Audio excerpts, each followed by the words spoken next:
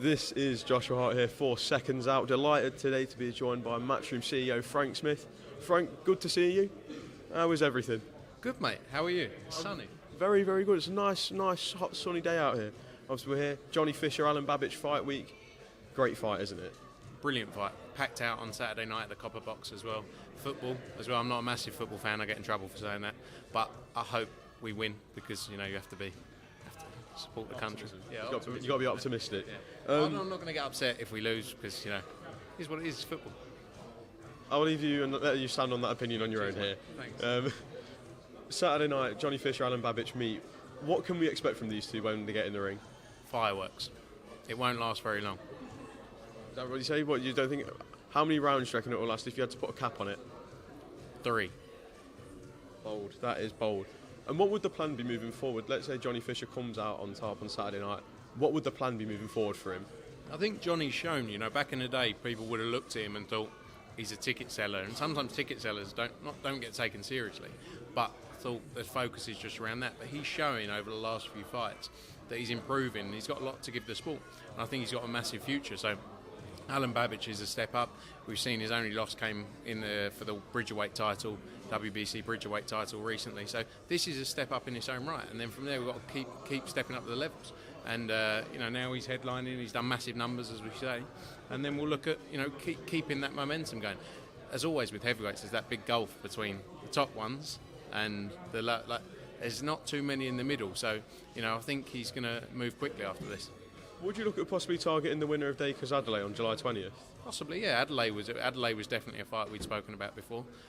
Dacres, obviously, we work with, but that's something we've discussed with Queensbury. When we've been talking about fights. So for sure, that's something we definitely look at. And one of the names that was mentioned previously was Adelaide prior to the Dacres fight.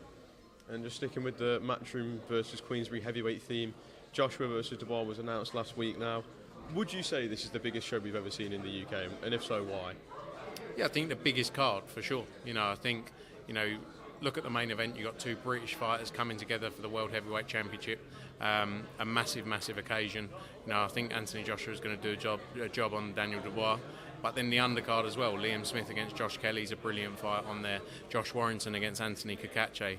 A great fight. Joshua Boatsi, Willie Hutchinson. When you look at the talent on show on that card, you don't see it very often. You don't see those kind of fighters all coming together. So Wembley Stadium is going to be packed out that night.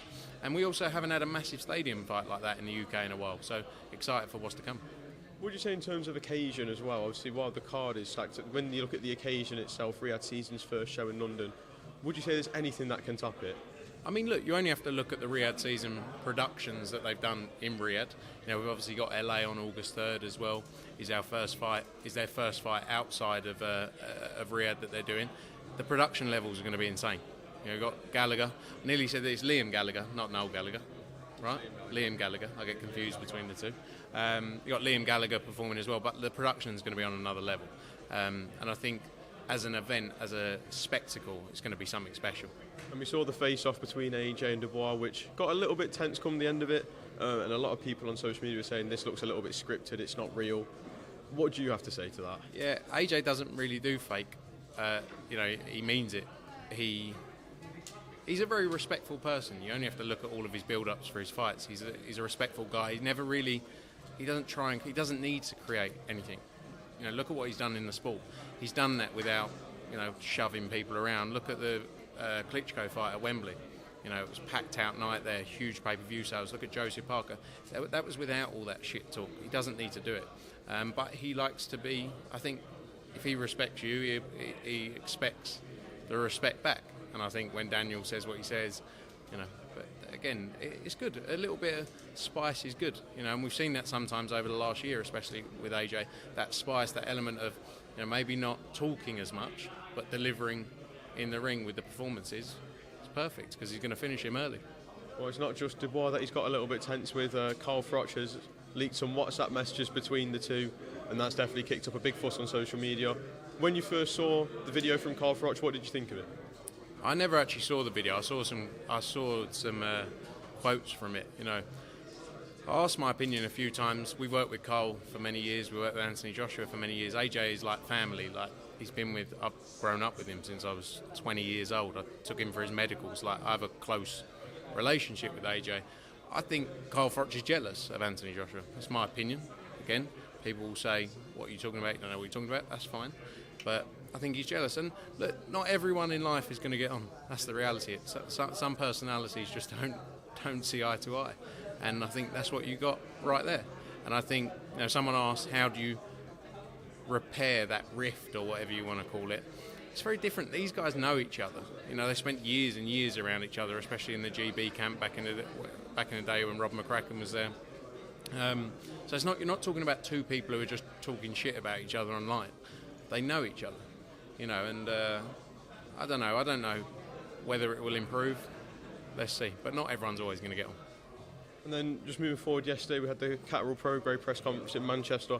How quickly was that fight put together, especially when most fans were under the illusion that it was going to be Arnold Barboza Jr. in the ring on August 24th with Catterall? About 72 hours, something like that. We were looking at options for Jack Catterall. I think it's a perfect fight for Jack Catterall. It was actually in that fight week when I said to Sam, when me and Sam Jones were talking, and said, I think Regis Prograis is the best fight for him. And that week we made it, and we announced it on the Saturday. How big is it for Matchroom to be putting on the first ever show at the Carp Arena? Yeah, look, it's an amazing venue. We've been working with Oakview, the group that built it, for a while, and we wanted to do a show there, but we wanted to do the right show. Jack Catterall coming off the back of a great win against Josh Taylor. I think it's the perfect fight to take there. And yeah, excited for it because it's a special place. I don't know if you were there yesterday and saw it, but amazing place, and we'll see it in August. And yeah, great venue, and there'll be many, many big nights there across the years. And was there ever any option for Josh Taylor and Jack Catterall to have a third fight, or was that never in the picture? We looked at it was more time frames. Jack wanted to stay busy. He always wanted to fight in August time. I think there was potential with Josh Taylor, but later in the year, sort of October, November, December, and it just didn't really fit. When you look at Jack's career prior to signing with us, he's had so much downtime where he should have been fighting, mistakes were made, etc. And the key was to keep him active, and that's what we've done. We've kept him active. We promised him we would. He's had 4 fights in what will be 15 months by the time August comes around, and high-level fights. So that was the focus for us, and I'm glad we could deliver the Regis Prograis fight because it's a brilliant fight. And would it be right for fans to presume that the winner of this fight goes on to a world title shot? I think so.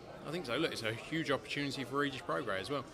To build his way back in there. He's coming off the back of that Devin Haney fight, but he needs to get the win. Or I think it's the end of the road possibly for him if he can't win here. So, but yeah, I think definitely that would be the aim. And then very lastly, the WBC have come out and approved Manny Pacquiao's comeback to go straight in for the world title against Mario Barrios. What's your thoughts on that? Look, I'm not going to sit here and it's double standards. We were speaking about the Conor Benn fight not long ago. For Manny Pacquiao.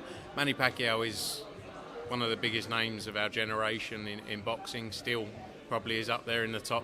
Probably 5 names on people's tongues when you talk about fighters in recent times. So I'm not going to sit here and say it shouldn't be happening. I think it would be a huge fight if it happens. And if he shot the world and won, it'd be impressive. Well, Frank, we'll let you go. Thank you very much for your time. I'll see you on Fight Night. Cheers, mate. Good to see you.